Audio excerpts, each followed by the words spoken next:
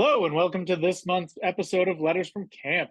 Today I'm joined by Communications Director for Camp Winoxet, Ethan Graham. How are you doing, Ethan? Good, good. It's good to be here. It's always good when we can have letters from camp from someone actually at camp at the moment. Yeah, So that's great. inside the director's office right now. So we always like to start by kind of getting people's camp stories. So if you could kind of take us through, when you first came to camp, kind of your camper hmm years, staff years, what areas you worked in, all that type of stuff. Yeah. So my first year coming to camp was 2011. Um, and I was like not thrilled to come here because I was like, oh cool, I'm spending a week away from like TV. Oh, big whoop.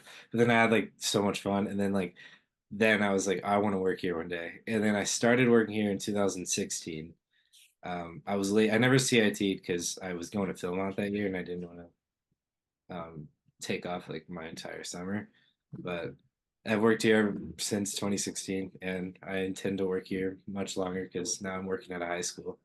So Yeah, being a teacher is definitely the way you can keep that rolling for a yeah, long time. it Um, definitely. So this is definitely what made me realize I want to be a teacher because I found out I work really well with the kids and I liked it so much. So what areas did you work in, kind of coming up through staff? oh yeah, I was shooting sports staff for a couple of years, and then I was handicraft director.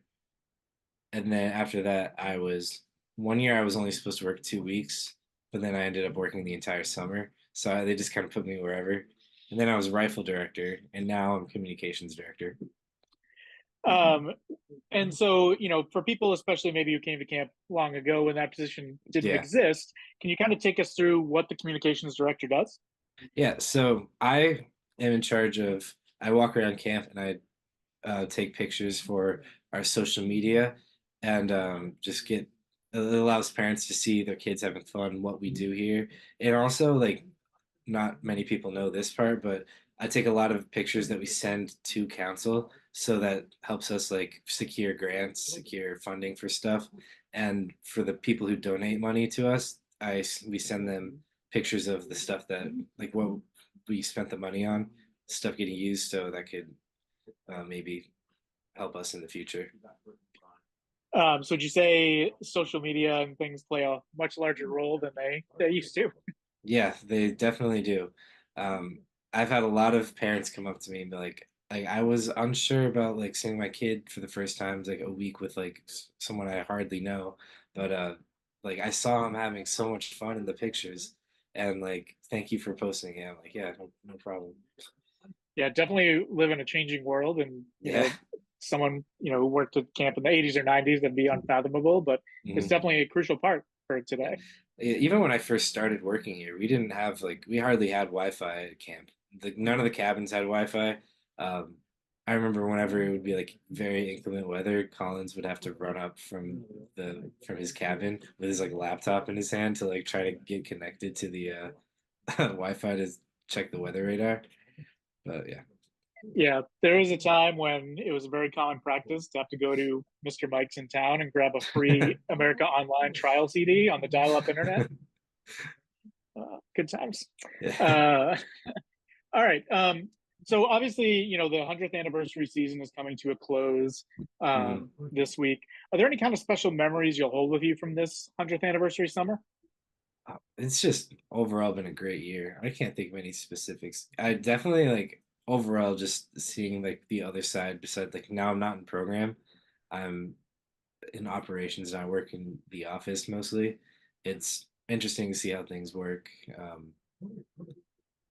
Yeah, I can't think of anything specifically. It's just been a great year. Anything maybe you didn't realize, that happens in the office that kind of now that you've worked in there a little, kind of understand a little more how the sausage gets made? Yeah, I have more respect than I already did for people like, Andy Collins, Dan Megan, them, because just the amount of stuff that we have to go through up here. Like, there's a lot of stuff. Like, I see what Dan Fuller and Andy do in there in terms of, like Sunday check-in. Like, they're doing a lot more than I thought. So, Yeah. Well, way to go, Dan and Andy. yeah, yeah. Um, Come all back to right. Dan Fuller. And Speaking of then devil, Um, so for our lightning round, Hmm. uh, what is your favorite camp song? Oh, this year I've been doing Ink and Rain No More a lot. That's a good one. Um, Battle How Hymn of the about Republic. mhm, also good? How about your favorite camp skit Um, from this year or just in general? in This general? year, yeah, this year it'd be Venetian fountains, and in general, it might also be Venetian fountains. Okay, classic. How about your favorite camp meal? I miss the Hunter's chicken. I want to bring it back so bad, but on that, we got the turkey this year's been really well as well. How about your favorite place in camp? Not chapel itself, but the bench between chapel and the Eagle's Nest, the one that just like overlooks like where the sailboats are. Good answer. Nice secluded spot. Hmm. Um, and is there anyone who was maybe particularly influential to you, kind of when you were coming up, or that you looked up to that you maybe want to give a shout out to? Yeah, my first year of camp, I was one of the homesick campers we've all heard about, and so my first year, I couldn't swim very well, so I was taking swimming merit badge. Um, I was taking swimming merit badge. That was damn me. I was taking swimming merit badge, and I was like just sitting up at the waterfront, and I was just like kind of sulking because I couldn't swim very well. And Ethan Anderstrom walked down from handicraft because that year he was handicraft director, and he took me up and then taught me pottery and one other merit badge I forget. But and then I ended up like that was I think the moment like that's the person that made me realize I want to be like that. I want to do that to someone else. Um, that made me really want to be work on staff. Nice. Plus, he has a cool Um, first name. yeah. um, and then, you mentioned, going into education. Mhm. Could you maybe talk a little bit about how camp kind of influenced you to kind of take that path? Yeah, I realized like working here that especially because I'm at a young age, I know won't always be, but it it's just I found out like I have a real knack for just working with kids, connecting with them. I really enjoy it too. I think it's a lot of fun. Kids are funny. They're and it's that translates into my work outside of school or outside of camp now, um, because I just kind of do what I do at camp just in a high school, and it also helps that like I work in Fitchburg at a regional school, so like pretty much every single troop that comes to Winoxet from our council goes to my school, so I see a lot of kids at school. And what do you teach? Right now, I'm a para and just special education. And I want to get my full certification for special education teacher. Awesome. Yeah, that definitely, being in education definitely helped myself and Matt Ford and Dan Megan and Mhm. Andy Collins, extend our camp careers beyond just the college years. So Yeah. it's definitely a great way to still do both.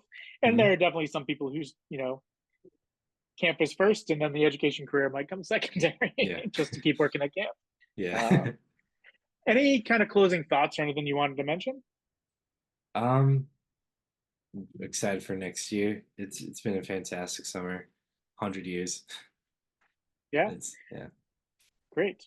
All right. Well, thank you, Ethan, for joining us this month, and make sure Thank all our you. viewers stay tuned next month on Letters from Camp. So thank you, Ethan, for joining us. Thank you. It's good to be here.